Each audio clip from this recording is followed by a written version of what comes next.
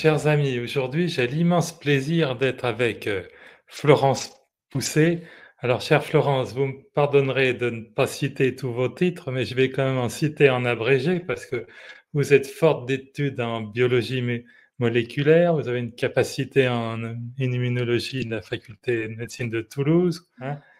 Vous avez travaillé pour l'Institut Pasteur, vous avez travaillé pour le CNRS, tout ça. Tout ça, Mm. vous avez un doctorat en sciences et en neurosciences, hein. Mm. Mais malgré tout ça, vous ne vous êtes pas arrêté à une vision matérialiste de l'approche médicale, hein. Vous vous êtes pas contenté de voir la pointe de l'iceberg, hein. Alors J'ai comment ça été, a démarré tout ça? j'ai été voir justement ce qu'il y avait sous la surface de Voilà, l'iceberg et on sait que c'est là où il y a le plus d'informations. en fin de compte, oui, le subtil, on s'en rend compte, qu'il a autant d'importance, sinon plus que le matériel, hein. Tout à fait.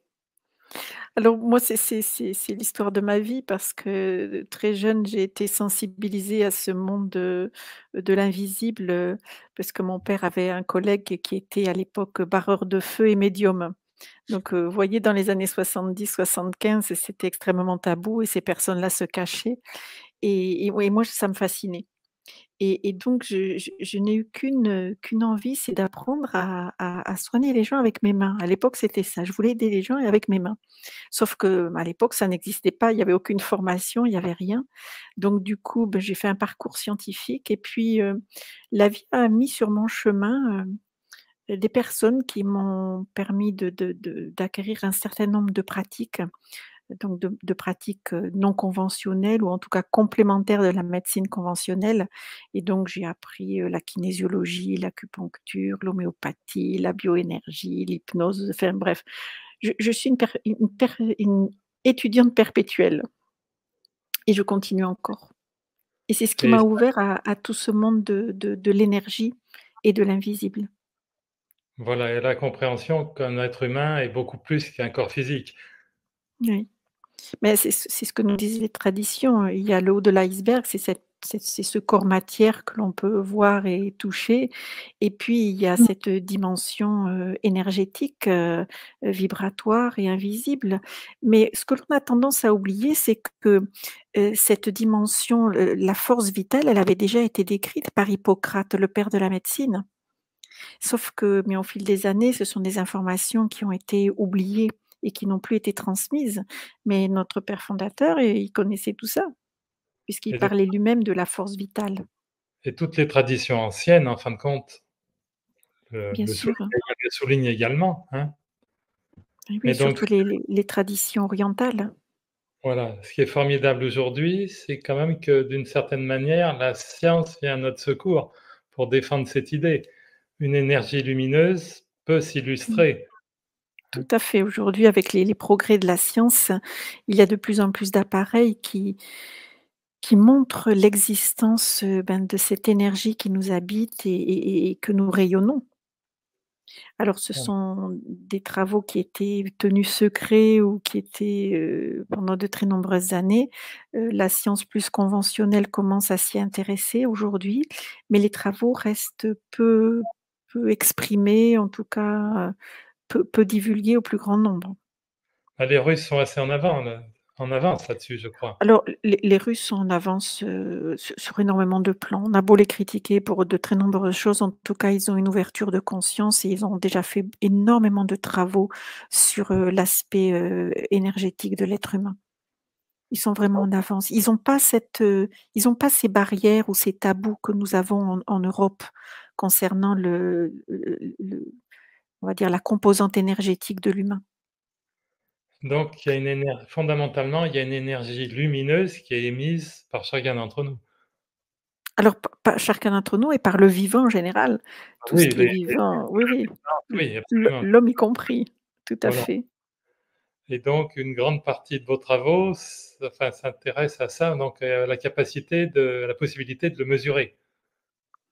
Oui, il y a quelques années donc j'ai rencontré, Constantin Korotkov et puis Christian Bord qui est on va dire, son bras droit en Europe, et qui m'ont parlé de cette caméra GDV qui a vraiment suscité mon intérêt parce que c'est un outil qui permet de visualiser l'énergie du corps humain. Et c'est juste, fabuleux parce que ça fait des années que l'on parle de l'énergie appliquée à l'humain et de l'utilisation de l'énergie pour soigner l'humain. Donc c'est tout le travail des magnétiseurs, par exemple. Sauf que comme on ne pouvait pas le voir ou le mesurer, c'était pas considéré par la science.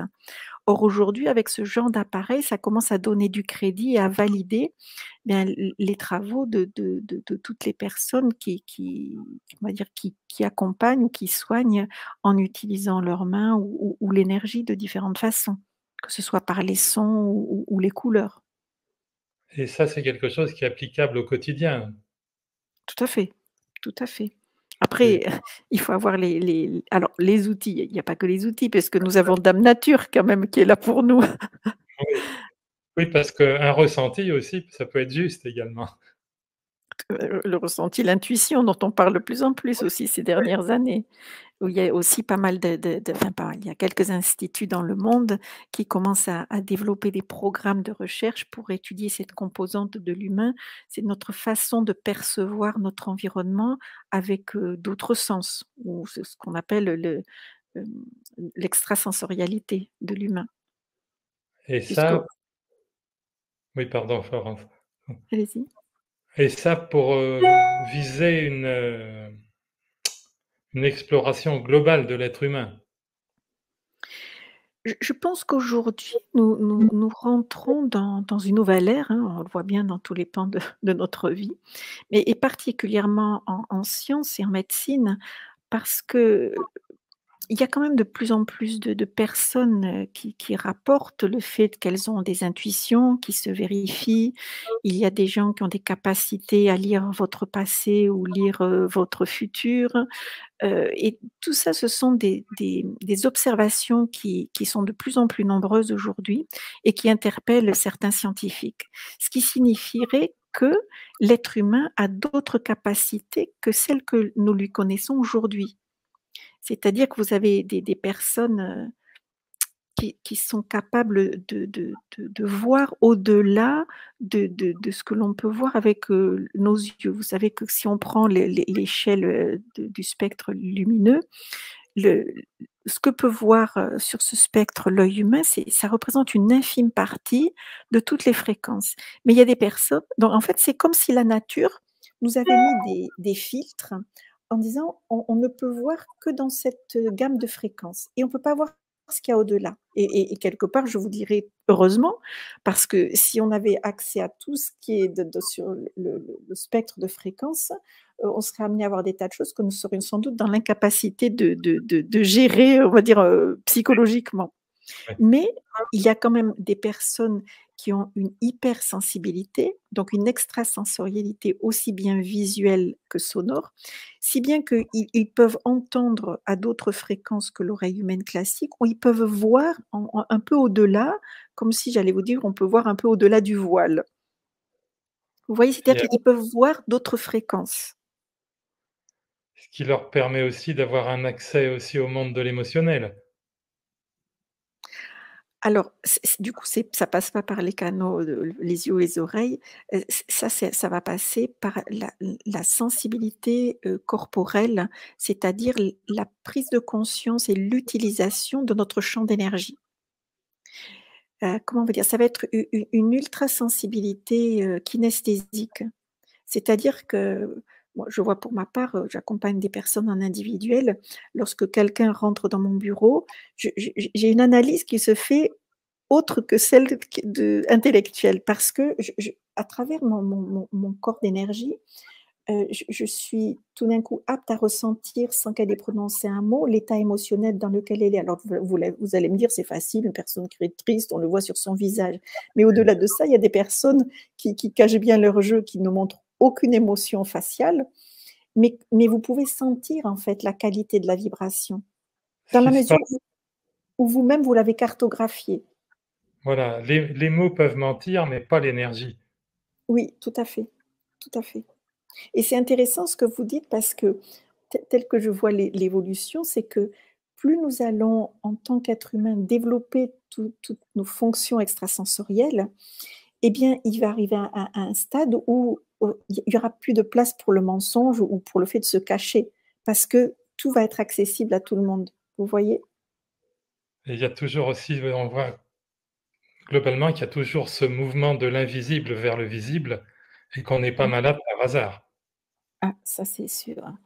Alors, là, vous abordez un autre sujet, c'est que la la maladie est vibration et que lorsqu'on on est ou dans un état de pleine santé, nous avons une certaine qualité vibratoire, une certaine fréquence qui nous est propre. C'est ce qu'on appelle en science la biosignature et cette fréquence qui nous anime, elle est, générée déjà par, notre corps physique, toutes nos cellules qui sont en pleine santé, plus, la qualité de nos émotions. Je veux dire, si je suis dans la joie, je vais avoir une certaine qualité vibratoire qui va être assez intense et dynamique, rapide et avec des pensées positives qui sont aussi des fréquences très très vives. Donc la combinaison des fréquences de votre corps physique associées, à la fréquence des émotions positives et des pensées positives va générer cette biosignature qui vous est propre, qui fait que vous êtes en pleine santé. Et puis, il suffit que vous ayez, je sais pas, une mauvaise nouvelle qui vous affecte énormément, vous avez partez dans des pensées tristes, vous ressentez la tristesse, et à ce moment-là, la vibration, se modifie. Vous vous éloignez, on va dire, de votre vibration originelle de pleine santé et évidemment, si vous ne faites rien, au bout d'un moment, ça va s'intégrer dans la matière. Donc la maladie, effectivement, aujourd'hui, telle qu'on est l'évolution, telle qu'elle se profile, c'est qu'on rentre de plus en plus dans la compréhension de l'être et donc d'un désordre et donc d'une maladie, d'un point de vue pas seulement, biologique, biochimique, mais aussi, énergétique et vibratoire. Ça voudrait dire que, heu, une maladie particulière et donc un dérèglement de certains types cellulaires, eh bien, est une fréquence particulière, mais qui est éloignée de la fréquence originelle de pleine santé. Et il y a Vous aussi un voyez, pardon Florent. on passe, d'une compréhension de cet humain, biologique, biochimique, à un humain qui va être, fréquentiel. Et donc, on ça petit à petit, ça change notre conception de l'humain, mais ça va changer aussi notre façon de l'accompagner et c'est pour ça que je dis toujours: «Nous sommes en train de passer du monde de la chimie au monde de la physique». Aussi Et bien dans la compréhension, dans l'étude que dans les soins qui se profilent. notre approche spirituelle de la vie aussi affecte notre signature vibratoire. Alors, qu'est-ce que vous mettez dans spirituel? Dans la relation, au flux de vie, si vous voulez. Chacun a sa conception, peu importe comment on appelle, quel que soit le nom qu'on peut lui donner selon nos croyances. On a Je pense qu'une des relations les plus importantes qu'on a dans notre vie, même si on n'a jamais pensé justement, c'est avec ce flux de vie, hein. Et Tout donc la façon dont si on rentre plus ou moins harmonieusement par des pensées justement comme vous avez évoqué l'idée de pensée positive, généreuse, ça affecte forcément notre signature vibratoire.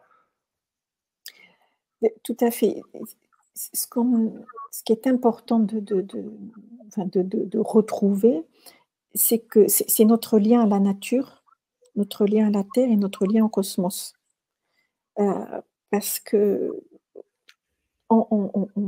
ce sont nos modes de vie qui font ça, c'est qu'on est éloigné, on a perdu bien souvent le contact avec, la terre et la terre, elle est nourricière, pas seulement avec, les fruits et les légumes qu'elle nous offre, mais aussi d'un point de vue énergétique et vous connaissez par exemple des techniques comme le grounding, c'est marcher pieds nus dans la terre pour se décharger de toutes nos énergies négatives et de pouvoir absorber l'énergie magnétique de la terre parce qu'elle est nourrissante aussi pour nos cellules.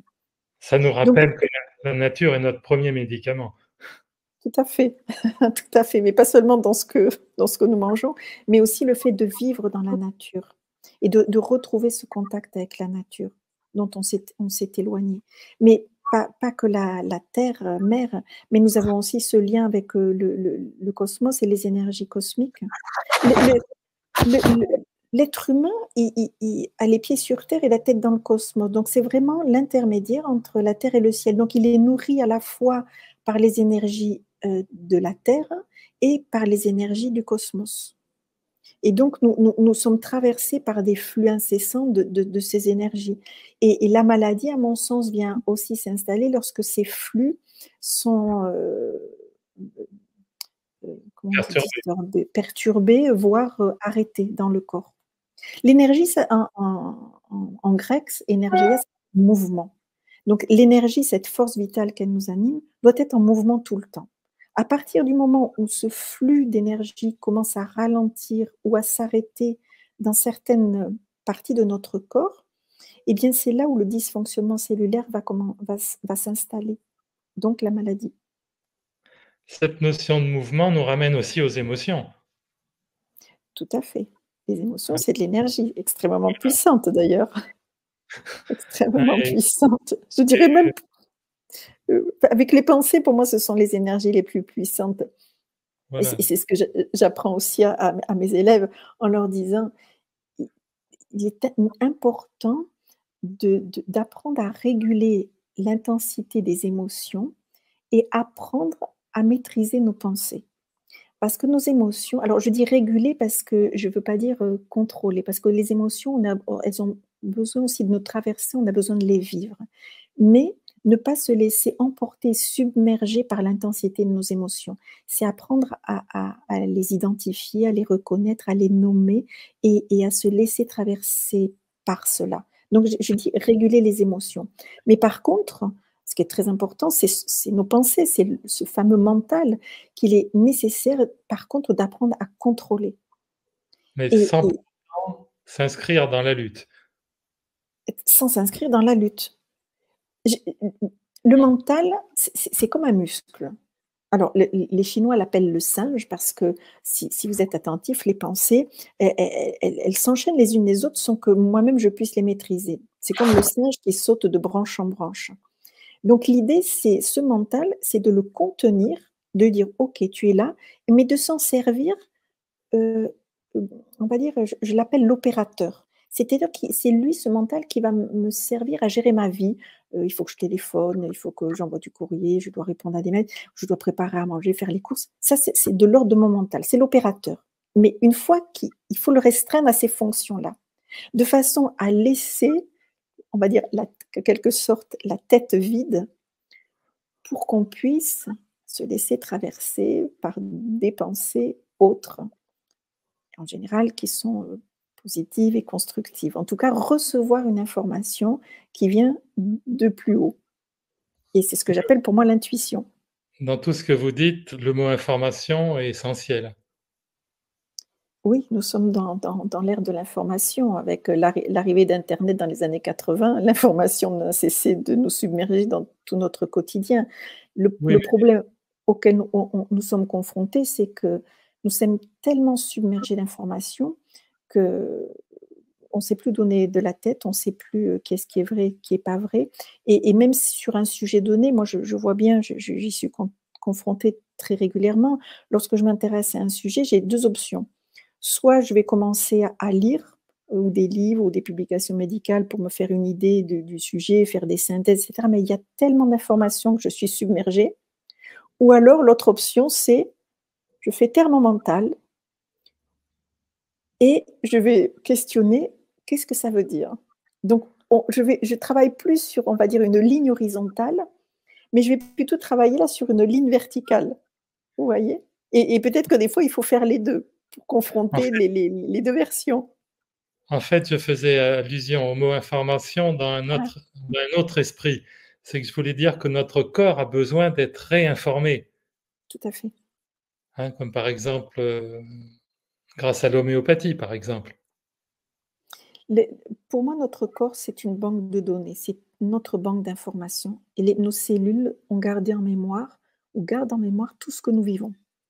Tout ce que nous expérimentons, tout est gardé dans nos cellules. Donc effectivement, ce sont des sources d'informations, on va dire personnelles et transpersonnelles. Et effectivement, pour revenir à ce qu'on disait tout à l'heure, c'est que lorsqu'il y a un désordre de santé, est-ce que l'origine de l'origine, ce serait pas de redonner au corps la bonne information pour qu'il puisse, lui-même se réorganiser pour retrouver la pleine santé? D'ailleurs, vous écrivez, je crois, une page de votre livre: «L'énergie sans information n'est que chaos». Oui, et l'information sans énergie n'est pas utilisable. C'est Absolument. vous savez, c'est comme l'ordinateur, j'ai plein d'informations stockées dans mon ordinateur, mais si j'ai pas d'ordinateur, je peux pas les lire mes informations. Alors, à l'heure actuelle, force est de constater qu'on est confronté à beaucoup de perturbateurs au point de vue information. Je dois le dire, nous sommes, c'est pour ça que c'est important de retrouver la maîtrise de ses pensées et de retrouver notre discernement. C'est Mmh, et pour moi, la seule façon de retrouver mon discernement, c'est de replonger à l'intérieur de moi et que lorsque je réceptionne une information, est-ce qu'elle est bénéfique pour moi? Est-ce que je la ressens de façon positive pour moi ou pas? Est-ce qu'elle résonne bien avec moi ou pas? Et si ça résonne pas sans que je sache pourquoi, je la laisse de côté. Moi, c'est c'est une mon mode invita de fonctionnement. oui, c'est une invitation à penser par soi-même, alors que tout le système, n'encourage pas trop ce genre d'attitude. Et c'est sans doute ce que tout le travail que nous avons chacun à faire, c'est à retrouver, notre pouvoir personnel, notre discernement, notre souveraineté, heu, parce que tout ce qui se passe, est-ce que vous êtes en accord ou pas? Est-ce que ça vous parle? Est-ce que vous acceptez? C'est tout ce travail à titre individuel que nous avons à faire. Et c'est vraiment aujourd'hui dans cette, dans tout ce que nous vivons actuellement, nous sommes là, nous sommes vraiment testés. C'est, est-ce que je suis d'accord avec tout ce qui m'entoure? Et donc c'est moi ma façon c'est voir est-ce que ça résonne avec moi? Si ça me nourrit pas sur tous les plans, c'est pas bon pour moi, je prends pas. Mais Pour c'est voilà, il faut avoir ce discernement-là. Le discernement, c'est commencer à prendre un peu de recul et sur ce qui se passe. voilà et puis comprendre aussi qu'en fin de compte, nous sommes des émetteurs-récepteurs Oui, donc est-ce que je réceptionne toute l'information que j'ai autour de moi sans discernement? Ou et est-ce aussi, que je la sélectionne? Et ensuite, qu'est-ce que j'émets comme information? j'allais vous Qu'est-ce que dire je et de la laisse? même manière, qu'est-ce que je suis en train d'émettre? Tout à fait, Est-ce que c'est cohérent avec ce que j'ai envie de vivre? tout à fait. Et vous savez que aussi bien que moi que tout commence par le un, c'est-à-dire que c'est parce que chacun d'entre nous va faire ce travail personnel qu'arrivé à un certain seuil d'êtres humains qui vont être un peu, éveillés ou réveillés, qu'on va avoir une bascule. C'est comme, l'histoire du centième singe. Voilà, bon. Donc Souhaitons je que l'on pense s'en approche. je pense que c'est l'enjeu actuel auquel nous sommes confrontés. Mais tout part de l'intérieur. Je veux dire, les solutions, elles au départ, les solutions ne viennent pas de l'extérieur, elles viennent de notre intérieur. C'est moi avec moi-même.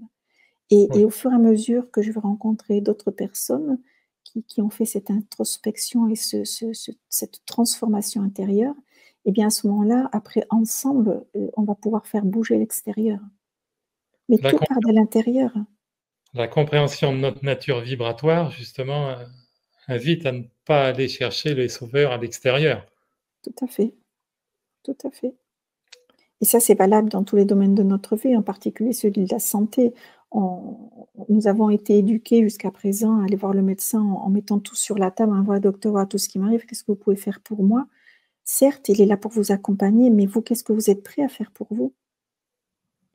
Parce qu'il ne peut pas, faire attention à ce que vous mangez, il ne peut pas faire attention à vos émotions, il ne peut pas faire attention à vos pensées, ça c'est vous, vous avec vous-même. C'est le travail de toute une vie. Oui, tout à fait. C'est le travail de toute une vie parce que nous n'avons pas été élevés dans un mode, de pensée positive, déjà une, et puis bon, je parle pour moi à mon âge, on ne nous a pas appris à identifier, nommer et mettre des mots sur des émotions. Ce que sont en train d'apprendre les jeunes générations. Donc il y a c'est effectivement pour nous, c'est toute une vie de chamboulement intérieur pour apprendre à fonctionner en mode positif. Voilà, globalement, à l'école, on n'apprend pas à être heureux. À l'école, on n'apprend pas à être heureux et à l'école, on ne nous apprend pas non plus ce que c'est qu'un humain et comment il fonctionne, Voilà, et ni à être nous-mêmes. ni Alors que être c'est nous-mêmes. On nous voilà, apprend à porter des masques tout au long de notre vie. pour Les se masques, conformer aux règles, aux normes. les masques, c'est pas porter un masque, c'est pas la meilleure façon de faire circuler l'énergie. Elle circule quand même, mais elle est distordue. Donc pour revenir à cette, notion de biophotoélectronique, heu, en fin de compte, il y a un appareil assez extraordinaire, si j'ai bien compris, d'une grande simplicité d'utilisation, c'est celui qu'on utilise avec un doigt. Alors, on fait la mesure des 10 doigts, des 10 empreintes, des 2 mains et c'est-à-dire que lorsqu'on pose l'empreinte, sur la plaque en verre de l'appareil, l'appareil émet une onde électromagnétique de très faible intensité et en retour, le corps va émettre de la lumière et cette vibration va être captée par l'appareil et ensuite ça va être modélisé parce qu'il y a un logiciel d'analyse dans lequel ont été intégrées des données de la médecine conventionnelle avec la notion d'organes et de systèmes biologiques, des données de la médecine traditionnelle chinoise avec les méridiens d'acupuncture et de l'Ayurveda avec la notion de champ d'énergie et de centre d'énergie. Donc en fait, on va avoir une cartographie lumineuse, donc énergétique, du corps. Et on va voir l'énergie, où est-ce qu'elle stagne, où est-ce qu'elle est en excès, où est-ce qu'elle est en manque et qui correspondent en fait à des futurs, dérèglements du corps physique si rien n'est fait avant. De c'est avant tout un outil qui est prédictif et préventif. On peut déceler certaines faiblesses en amont. Tout à fait, c'est l'objectif. Oui, Parce c que parce que nous avons ce champ d'énergie autour de nous qui est un champ d'information et qui porte toutes les informations qui nous concernent, sur tous les plans physiques et psycho-émotionnels. Donc avant qu'un un dysfonctionnement ne s'intègre dans notre corps matière, notre corps physique, l'information est déjà là dans le champ. Donc l'idée avec cet appareil, c'est de mettre en évidence cette information et de la transformer, de la modifier avant qu'elle ne perturbe réellement le fonctionnement des cellules dans la matière. l'idée, C'est c'est ça d'aller l'intérêt. voir en dessous la pointe de l'iceberg. Tout à fait, tout à Voilà, fait. au départ, tout ça, c'est une évolution de l'effet Kirlian. Oui, oui, et cet appareil, repose sur, les études faites par les époux Kirlian, qui étaient donc des époux russes, qui étaient 2 physiciens et c'était dans les années 1950 à peu près. Ils se sont aperçus dans leur laboratoire que lorsqu'ils émettaient une onde électromagnétique sur du vivant, et à l'époque, ils avaient fait ça sur des plantes vertes, ils ont pu observer, un champ lumineux autour. Et donc ils ont développé toute une technologie, pour pouvoir, mesurer ce champ d'énergie. Et ce qui était juste fabuleux, c'est que lorsqu'ils coupaient, par exemple, l'extrémité de la feuille, le champ d'énergie était toujours présent dans sa totalité. Et ça veut dire juste que ce champ d'énergie, champ d'information, préexiste à la matière et qu'il porte l'information pour que la matière puisse, prendre forme, on va dire. Et ensuite, les travaux des époux Kirlian ont été repris par, l'université de Saint-Pétersbourg, avec, l'équipe, du professeur, Konstantin Korotkov et puis au fil des années, ils ont miniaturisé, modélisé, de façon à pouvoir avoir aujourd'hui à disposition du plus grand nombre, un appareil, que l'on peut avoir, chez soi. C'est le couple énergie-information qui donne la vibration. Oui. Mmh. Mmh. Et Énergie donc informe alors qui donne la vibration, je dirais même plus, c'est que c'est le couple, ou la combinaison de l'énergie et de l'information qui va permettre de créer la matière. Parce que le corps humain, c'est ce que disent les embryologistes, c'est que le corps humain, lorsqu'il se développe, suit une trame invisible qui fait que nous prenons la forme d'un être humain. Donc les cellules sont guidées par, soit par des profils énergétiques ou des trames énergétiques pour qu'elles prennent forme. Donc l'énergie préexiste avant notre corps humain.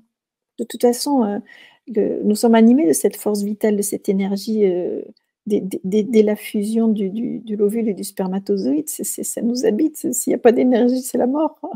alors, quand il y a des désordres, comment est-ce que, je pense que c'est ce qui va intéresser ceux qui vont nous écouter. comment est-ce que l'on se réharmonise? Alors, je vais parler des propositions de réharmonisation qui sont faites avec la caméra GDV. L'appareil, en fonction de tous les paramètres qui ont été capturés de votre personne, va élaborer une fréquence vibratoire qui vous est propre. Et cette fréquence vibratoire, elle vous est transmise sous forme de son. Donc, vous allez écouter des sons, c'est ce que l'on appelle les sons binauraux. Le rôle des sons binauraux va être de rééquilibrer les hémisphères droit et gauche du cerveau et d'apaiser l'activité cérébrale de façon à mettre la personne tranquillement dans un état presque méditatif. Et en même temps, ça va agir sur les 3 glandes principales du cerveau, épiphyse, hypothalamus et hypophyse. Donc en même temps, on régule le système nerveux central et donc périphérique et le système hormonal. Donc ces sont les séquences à peu près de 8-9 minutes. Quand vous les étudiez quand vous les écoutez au quotidien, eh bien, vous avez ce soin vibratoire qui est fait. Et lorsqu'on est sensible, moi je sais pour ma part, lorsque j'écoute les sons, je ressens les vibrations qui traversent tout mon corps de la tête aux pieds. Et très rapidement, ça me met dans un état de relaxation. Et ensuite, cette vibration, elle est transmise à de l'eau. Et ensuite, vous êtes invité à boire cette eau qui va réinformer toute l'eau du corps. Et comme nous sommes constitués à 99% d'eau, eh bien, on va inviter l'eau du corps à se réharmoniser et à se restructurer en fonction de la vibration de l'eau que nous ingérons. Donc, on Pour ré reçoit des soins vibratoires et informationnels. On réinforme le corps. on réinforme la cellule et Oui, donc vous attachez dans votre livre, d'ailleurs j'ai oublié de le présenter, je répare mon étourderie, votre corps énergétique vous parle. oui, Juste vous consacrez, un passage justement à l'importance de l'eau. Vous expliquez qu'il oui. faut qu'elle soit vivante, dynamisée. Pouvez-vous nous en dire plus? Alors, l'eau vivante, ça va être l'eau qui descend du torrent. Ce sont les molécules d'eau qui pop-up lorsqu'elles rebondissent sur les pierres du torrent. Et ça, c'est de l'eau qui est vivante. C'est-à-dire que l'eau, c'est ce qu'on appelle les monomères, ce sont les unités. Chaque molécule d'eau, elles sont séparées et elles vibrent de façon assez rapide. Lorsque l'eau est embouteillée, eh bien, l'eau se met à stagner et les molécules d'eau vont s'agglutiner, former des gros amas. Et lorsque vous buvez cette eau, elle est tellement volumineuse qu'elle ne va pas pénétrer dans les tissus correctement pour jouer son rôle d'hydratant. Donc ça, c'est la première chose. Il y a dynamique, il faut qu'elle soit vivante, faut qu'il y ait de l'énergie dans cette eau. Et à la fois, vous m'avez dit structurée. Donc l'eau a une certaine forme. Et j'ai perdu ce que j'allais vous dire.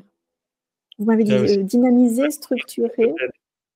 l'eau peut véhiculer une information aussi. Alors l'eau est un support d'information. On est un Elle elle support elle d'information. elle va porter l'information que vous allez lui donner. Oui. C'est là où on rejoint les travaux de Masaru Emoto, de Luc Montagnier, de Benveniste et cetera, qui sont encore décriés bien évidemment. Mais comme nous sommes majoritairement constitués d'eau, si vraiment on veut travailler sur notre pleine santé, le 1er facteur à prendre en considération, c'est quelle eau je suis en train de boire.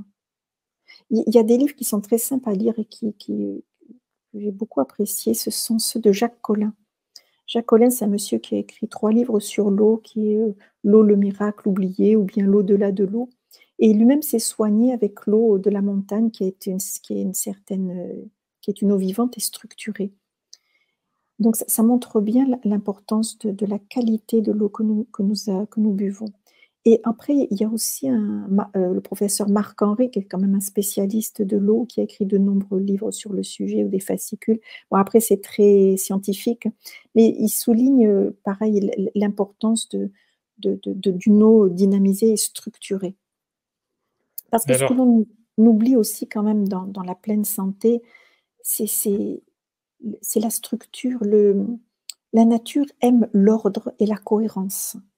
Donc, dès qu'on a un changement de forme, eh bien, par exemple, une protéine. Vous savez, les protéines, ce sont moi je les appelle ça les petites ouvrières du corps.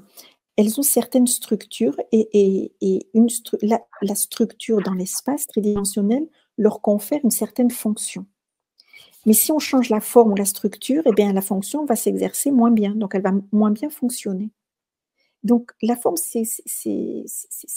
la structure tridimensionnelle, c'est extrêmement important. Parce que c'est ce qui nous structure, qui organise toutes nos cellules et nos tissus. De manière simple, est-ce qu'il est possible de biodynamiser notre eau? Alors ça, faut me poser une colle là. Il existe énormément d'appareils sur le marché pour, filtrer, purifier, dynamiser l'eau.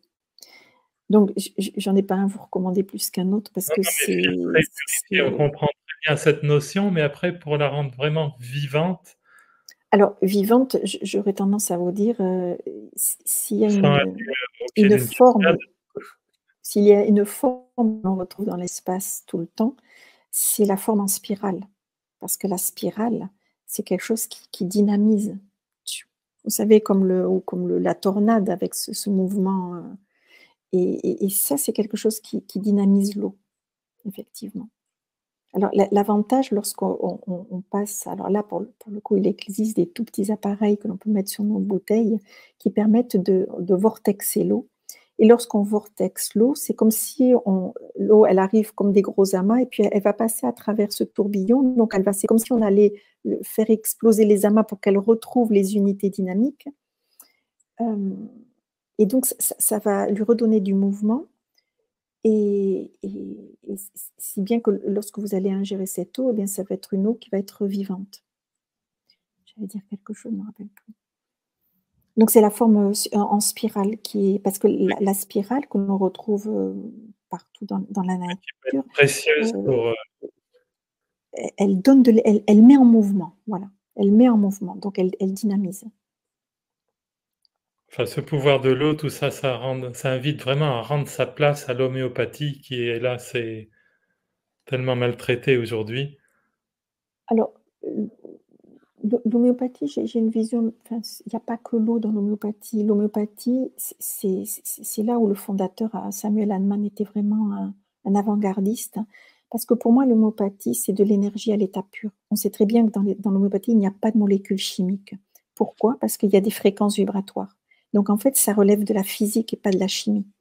C'est-à-dire que quand on absorbe de l'homéopathie, on va demander aux cellules du corps de se réharmoniser à la fréquence du remède qui est d'origine animale, végétale ou d'extraits animaux. Donc pour moi, l'homéopathie, elle est vibratoire. Oui, c'est une information vibratoire.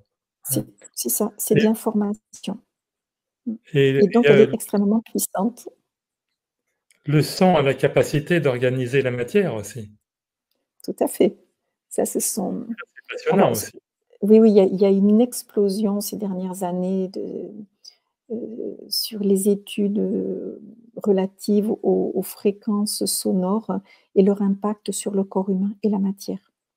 Et effectivement, le son, après l'un des premiers qui a mis cela en évidence, c'est le fondateur de l'acoustique qui est monsieur Calny, qui a montré que selon la fréquence vibratoire, la matière s'organise de façon désordonnée ou très structurée sous forme de figures géométriques et c'est là où on retrouve la forme parce que plus nous sommes structurés, plus notre organisation interne a une structure, heu, enfin, presque géométrique et cohérente et plus nous sommes en pleine santé.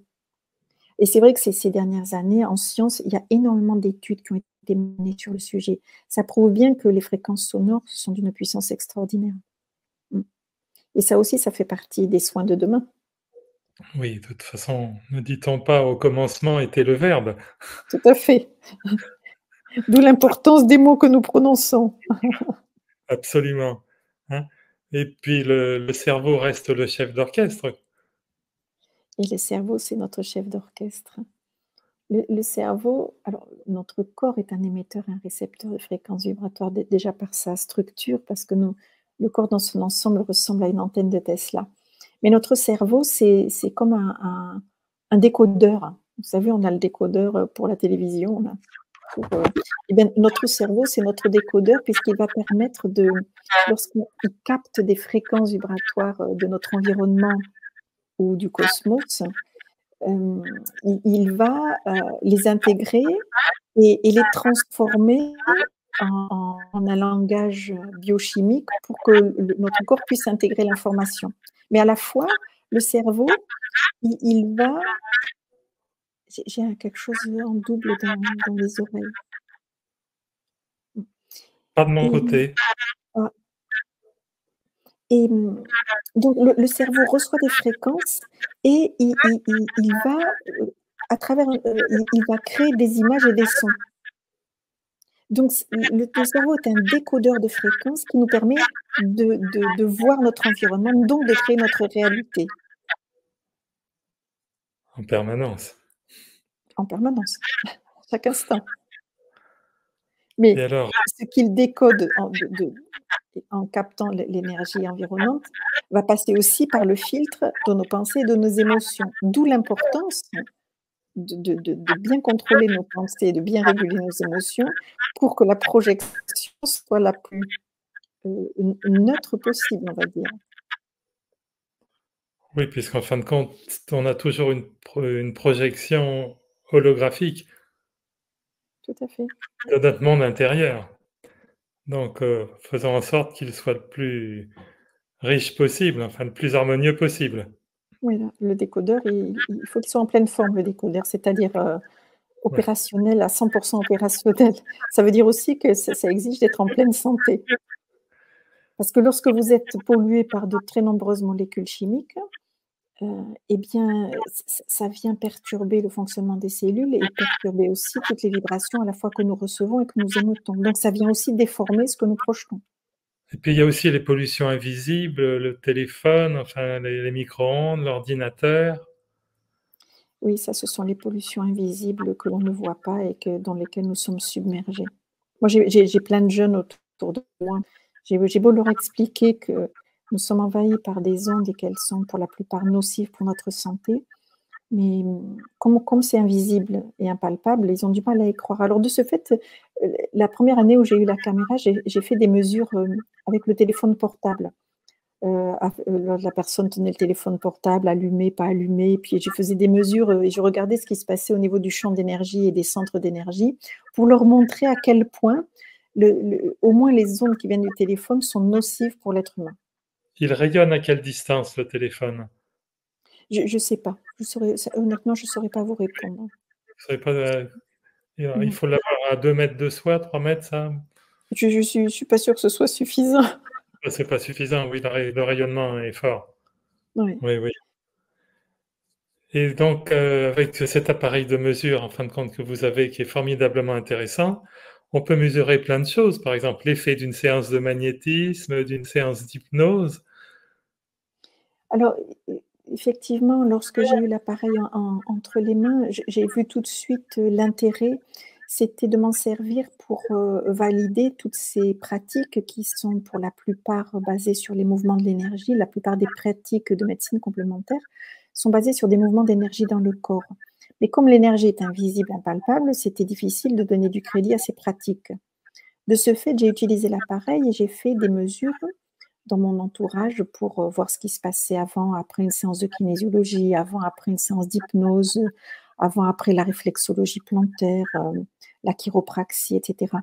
Pour mettre en évidence les modifications de la circulation d'énergie dans notre corps. Donc aussi bien dans les méridiens que le champ d'énergie, que dans tous les organes et systèmes biologiques. Et je peux vous assurer que c'est très intéressant et c'est vraiment, évocateur, quoi. Et ce qui va en ce sens, d'ailleurs, vous faites allusion à la TCH de Jean-Jacques Charbonnier. Oui, Mais Jean-Jacques Charbonnier, d'ailleurs, j'invite tous ceux qui nous écoutent à écouter l'interview que j'ai faite de lui récemment. Justement, ce qui est formidable maintenant dans ces séances de TCH, de transcommunication hypnotique, maintenant, il y a des phénomènes de guérison qui s'installent. et c'est l'énergie. Oui, tout à fait, mais ça illustre vraiment votre travail. Tout à fait, c'est-à-dire qu'il permet aux personnes, enfin, moi c'est mon analyse, je ne sais pas ce qu'il en dit, mais il permet aux personnes de se connecter à une fréquence vibratoire beaucoup plus élevée et de l'intégrer dans leur corps pour que cette énergie vienne, permettre au corps un rééquilibrage ou on va dire, de d'enclencher un processus de rééquilibrage, personnel ou d'auto-guérison, si vous voulez. Parce que, elles ont eu accès tout d'un coup à cette énergie. Mmh. Moi c'est bien ce qu'il fait, ça rejoint, les travaux d'Américains comme, Joe Dispenza qui alors, Dispenza, il passe pas par, la TCH bien sûr, il passe par, des méditations, des formes de méditation qui permet aussi un rééquilibrage, des guérisons en direct au cours de ces séminaires. Ça prouve bien tout le travaux de ces personnes qui sont avant-gardistes et ils sont en train de montrer, de démontrer, que l'énergie c'est quand même le plus important et qu'elle a la faculté, elle porte une fréquence qui peut nous guérir. C'est qu'une part essentielle se joue dans l'invisible et ce qui est Oui, dommage, la physique le reconnaît aujourd'hui. Ce qui est dommage, c'est que la biologie tarde à prendre, emboîter le pas. On le voit bien dans ça l'enseignement de la médecine aujourd'hui, oui. Mmh. hein, le monde de l'énergie, a priori, est encore, ignoré, hein, Oui, tout au oui, moins tout à fait. Tout en au moins en France. France, c'est ça, parce qu'il y a d'autres pays de la communauté européenne où ils sont Mais beaucoup plus ouverts que ça. Par exemple, en Allemagne, on va dire la collaboration entre les praticiens de médecine complémentaire et les médecins, elle est déjà effective. Dans les pays du Nord sont beaucoup plus en avance que nous. Donc ça va on est de toute façon dans cette transition et le changement est amorcé. Mais ça va mettre plus ou moins de temps pour s'installer, dans différents pays et je pense que nous allons être les derniers de la classe, pour tout vous voilà, dire. bon, l'approche reste sectaire, mais grâce à vous, chère Florence, et grâce à votre livre, je pense que beaucoup de gens vont de toute façon, le le changement est inscrit, enfin, c'est inéluctable. C'est inéluctable Oui, oui, que ça va devenir une évidence, hein. Ça va le devenir changement est déjà enclenché et on ne peut pas l'arrêter. Ça mettra le voilà, temps que ça mettra pour être, accepté. Mais c'est pas pour prendre la place d'eux, c'est pour travailler en collaboration avec. C'est ça qu'il faut exactement. voir. Parce qu'aujourd'hui, il y a encore plein de personnes qui ont besoin d'être accompagnées par la médecine conventionnelle et heureusement, si vous avez une appendicite, moi je vais pas vous dire: «Bah, avec mes pratiques, je vais vous soigner», pas du tout. Mais Précieuse. moi j'ai pas ce discours-là, mais par contre, je peux vous accompagner pour travailler ce qui sur on va dire la qualité de vie, on dit en médecine. Donc c'est qu'est-ce qui se passe au niveau émotionnel et psychologique pour aller chercher la racine du mal. Mais nous sommes complémentaires Oui, il ne s'agit en aucun et cas d'en faire une guerre de religion, hein, non mais et juste ce mais monde de l'énergie, nous sommes dans cette transition et elle est amorcée et lancée et elle ne s'arrêtera pas. voilà, elle est inéluctable, hein, mais Tout donc à fait. en partie grâce, à votre travail, chère Florence, hein. Donc je Ah refais voir merci. votre livre, hein, «Votre corps énergétique vous parle». Mmh. Voilà, merci et bravo Florence. Merci Christian de m'avoir reçue.